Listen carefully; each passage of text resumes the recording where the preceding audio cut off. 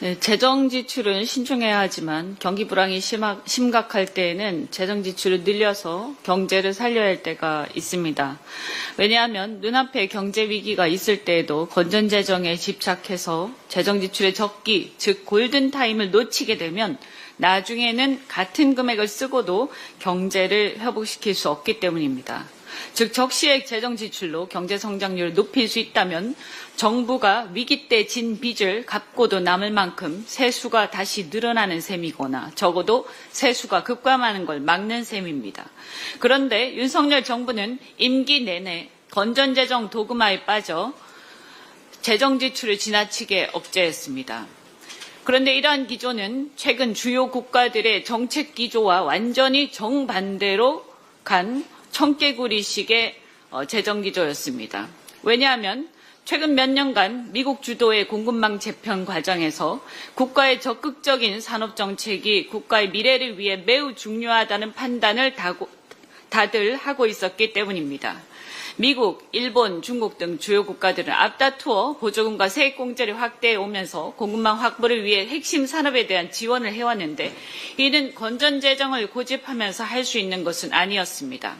또한 팬데믹 이후 내수 침체가 심각했기 때문에 주요 국가들은 대부분 소비 안정을 위한 재정 지출 확대 기조가 당분간 지속되었습니다. 결국 상황에 맞지 않는 우리나라의 긴축 재정은 지금과 같이 심각한 경기 후퇴를 심화시켜서 세수 부족을 야기해서 재정 건전성 악화의 악순환을 불러왔고 수출 부진과 내수 위축이 오래가지 않을까 하는 국민적 걱정이 커지게 되었습니다. 이런 점들을 종합할 때 이미 작년 예산에서 R&D 항목을 대폭 삭감한 것은 땅을 치고 후회할 일입니다. 빚을 져서라도 과학기술 인재들의 대거 투자를 늘려서 첨단 전략 산업에 대한 육성에 힘쓸 상황에서 우리는 거꾸로 가고 만 것입니다. 100번 양보하더라도 작년 하반기 내수 침체가 심각해지기 시작할 때쯤에는 내수 진작을 위한 확대 재정을 추진했어야 합니다. 이미 작년 하반기 민주당에서는 여러 번에 걸쳐서 확대 재정에 대한 권고를 한 바가 있습니다만 이 정부에서는 계속 무시해 왔습니다. 지금이라도 늦지 않았습니다. 그러니 신속하게 추경을 해야 합니다. 얼마 전 한국은행에서도 여야정 합의로 추경 등이 빠른 속도로 추진된다면 경기 하방 압력을 상당 부분 완충할 수 있을 것이라고 한 바 있으며 글로벌 금융회사인 모건 스탠리도 올해 한국의 경제 성장률이 1.5%에 그칠 것임을 전망하면서 추경 20조 원 정도면 경제 성장률을 0.2% 높일 수 있을 것이라고 한 바 있습니다. 그런데도 안 할 겁니까? 이미 민주당에서는 그간 주장해온 것과 같이 민생회복지원금 예산과 관련해서 보편적 지급이 아니라 선별적 지급을 해도 무방하다고 한 발 양보한 바 있습니다. 거기서 더 나아가서 그래도 여당에서 민생회복지원금이 민주당표 추경, 이재명표 추경이라는 딱지가 붙을 것 같아서 부담스럽다면 그것도 고집하지 않겠다고 했습니다. 국민통합과 실용주의적 사고에 입각해서 솔로몬의 선택에서 부모의 심정에서 말씀드린 것입니다. 다만 딥시크 쇼크 등으로 본격화되고 있는 AI 혁명을 대비한 지원 등 미래 전략 산업에 대한 지원 예산은 꼭 포함되어야 한다고 생각합니다. 국민의힘은 더 이상 추경 편성에 목리를 부리느라 한국 경제를 살릴 골든타임을 놓치지 않도록 해야 할 것입니다. 미국을 비롯해서 전 세계가 AI, 반도체, 배터리, 자동차 조선, 바이오, 로보틱스 등 미래 전략 산업에 대해 국가가 주도해서 지원을 하면서 치열한 경쟁을 하고 있습니다. 최근 중국의 딥시크 사례에서 보듯 AI 전쟁, 혁신 전쟁이 본격화하고 있어서 민주당 미래경제성장전략위원회에서는 황정화 의원실과 내일 긴급 토론회를 개최하니 많은 참여 부탁드립니다. 오늘 또 10시 반에는 반도체 지원 특별법 디베이트가 있습니다. 민주당은 저를 포함해서 이미 여러 의원들이 나서서 한국 경제의 전략적 성장을 위해서 미래 전략 산업에 대한 지원을 담은 반도체 지원 특별법을 일찌감치 발의한 바 있습니다.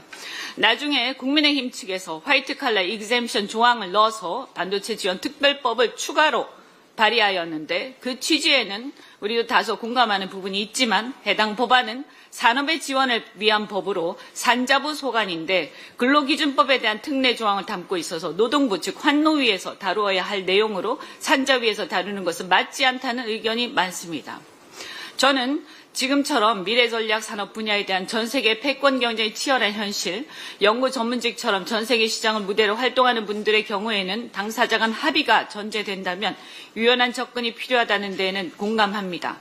물론 이미 기존 법에도 근로시간 유연 근로제가 있다고 하지만 그게 부족하다면 굳이 우리가 까다롭게 볼 이유는 없다고 생각합니다.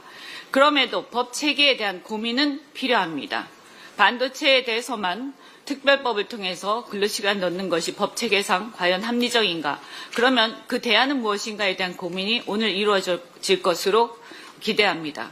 어떻든 한국 경제의 전략적 성장이 취급한 만큼 화이트 칼라 익셈션에 대한 의견 접근을 최대한 신속히 이루어 그 합의 내용을 산자위에서 포괄 처리하던 환노위에서 특례법으로 다시 처리하던 늦지 않게 처리하도록 하겠습니다. 그런데 일각에서는 아무리 미래 전략 산업이라지만 특정 산업 분야에 대한 선택과 집중에 대해서 특혜가 아닌가 하는 시각이 있을 수 있습니다. 그러나 첨단 전략 산업에 대한 국가의 산업 정책이 대한민국의 미래를 좌우한다는 생각하에 기업이 국가와 별개라는 기존의 자유주의적 고정관념에 갇힐 필요는 없다고 생각합니다. 미래 전략 산업은 대한민국의 미래 발전을 가늠하는 중대한 분야입니다. 한 국가의 안전보장과 번영을 위해서 필수적입니다. TSMC가 있는 대만과 TSMC가 없는 대만은 지정학적 가치가 다릅니다. 또한 첨단 전략 산업에 있어서는 대기업과 중소기업의 소부장 혁신 생태계가 함께 갖추어져야 하기 때문에 대기업과 중소기업의 기존 구분도 무의미해집니다. 즉 국가의 주도하에 대기업, 중소기업이 하나의 선단, 하나의 생태계로 움직여야 하는 시대가 온 것입니다. 다만 지금까지 우리는 정부가 전략산업 분야의 생태계 조성에 소홀히 했습니다. 대기업의 수출 성과가 국민들의 소득으로 귀속되는데 한계가 벌어지고 있습니다.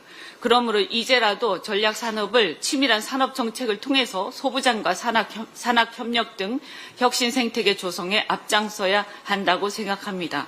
물론 대표 선수인 기업도 경제안보 등 국익을 위해 책임감을 갖고 임해야지 과거식으로 기업이 알아서 한다 하는 식의 사고는 더 이상 용납되지 않을 것입니다. 이상입니다.